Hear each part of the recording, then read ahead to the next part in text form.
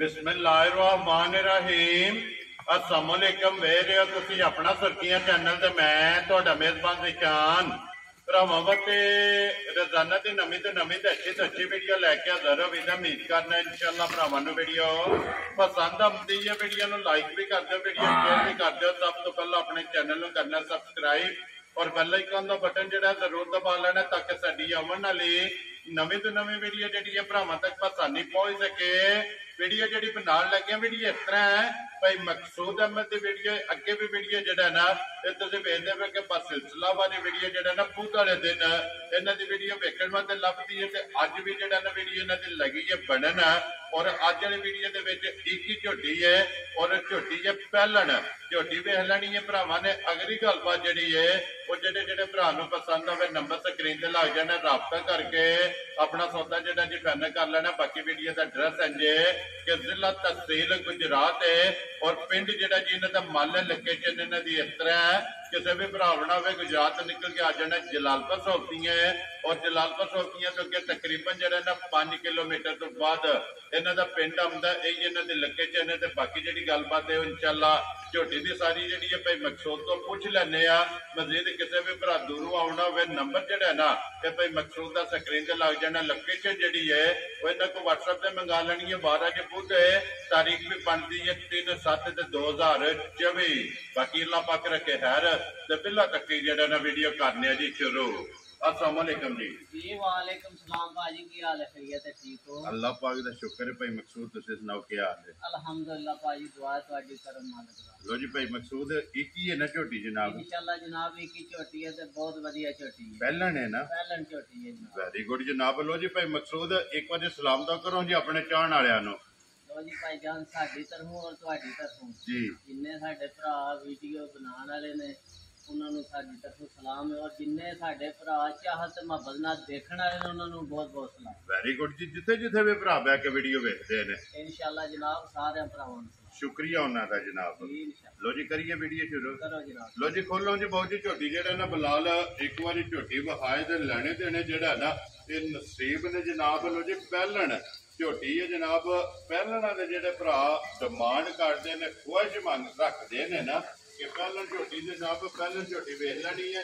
अगली गल जनाब नसीबा की जो भरा के नसीबा में हुई है जिसे पसंद हुई ना राबता भाई मकसूद में कर लेना। लो जी झोटी जनाब पहलन हाइट वेल लिबास थाड़ और अखा जड़िया ने ना झोटी दियां चेक करनिया ने दोवे इको जिहियां सिंग जैनवन और धुन्नी कोली लिबास थण जड़ा ना झोटी का चेक करना भाई मकसूद झोटी मुंह चुकी है जे जवान है। लो जी मुंह चु जवान पक के सुई है ना माशाल्लाह जनाब। फिर लिबास की चौड़ाई जी है ना झोटी की चेक कर रही है मुंह चु जवान है जनाब पक के जड़ा है ना झोटी सुई है। किन्ने कु डंगा से सुई है? ए भाई किसान झोटी सुई है 25-26 दिहाड़ियां दी। मैला चढ़ा फट गई है मैं ना साफ सुथरी दूध ते लग गई अल्लाह लो जी सुबह जनाब त्रैवे मुकम्मल ने जात जोर और मैला अट जड़ा है ना ये सट गई है। सुबह त्रैवे मुकम्मल ने दूध जड़ा है ना झोटी लगी है। वंगा लांदे हो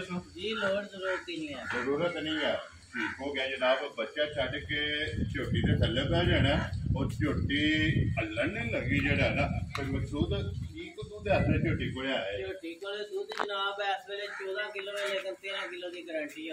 वेरी गुड जी। 14वां छड़ देना इंशाल्लाह। 13 किलो जनाब ठंडा करके पानी हार अल्लाह दे हुक्म दो टाइमां दा ना? दो टाइमां दा। ठीक हो गया जी। सारी दा ना? सारी दा जी। लो जी सारी दा दोवां टाइमां दा जनाब पूंज के झो लेनी है और दोवां टाइमां दा जनाब 13 लीटर हाजर मौके जेड़ा है ना पहलन झोटी को जनाब तुसी आके तसल्ली कर लेनी है। बाकी मुकम्मल फिर एक बार धुनी कोली और लिबास थन जेड़ा ना वो बिलाल वहा सकते तो भाई मकसूद जिस तरह खाने इनकी चुवाई है ना अल्लाह दे हुक्म नाल जिस तरह खाने इहदे नाल डबल चुवाई होवे मोटी चुवाई होवे। मोटी चुवाई होवे। वेरी गुड जनाब। मोटी गोल और कोली जेड़ा है ना ये माशाल्लाह जनाब झोटी की चुवाई होगी। पहलन झोटी है लिबास माशाल्लाह तख्ती वाला जेड़ा है ना झोटी का भाई मकसूद मगर कट्टी है ना मगर ते कट्टी है जनाब। लो जी दो हो गई ना बिलाल एक बार कट्टी भी जड़ी है ना वो भी नाली भरावां नूं तका देनी। लो जी पहलन झोटी मुंह च जवान